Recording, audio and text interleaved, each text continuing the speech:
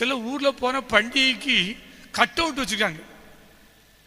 Cut out வச்சு ஏதோ இந்த அரசியல் கட்சி மாதிரி திருச்சபை மாறிட்டு இருக்கு நினச்சி பார்த்தா எனக்கே ஆச்சரியமா இருக்கு. திருச்சபை எங்கே போயிட்டு இருக்குது? பரலோகத்தை நோக்கி போதா நரகத்தை நோக்கி போதான்னு எனக்கு தெரிய மாட்டேங்குது.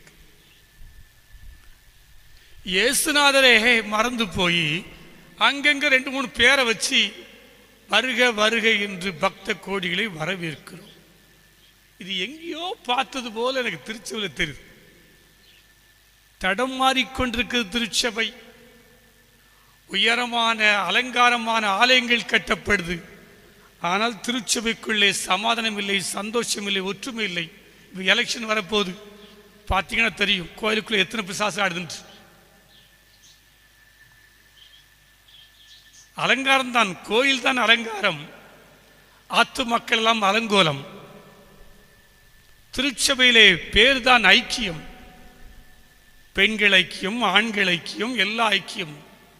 ஆனால் உள்ளே வந்தால் என்ன செய்யுது? ஐக்கியம் இல்லை. ஐக்கிய சங்கங்களுக்குள்ளே பிரிவினைகள்.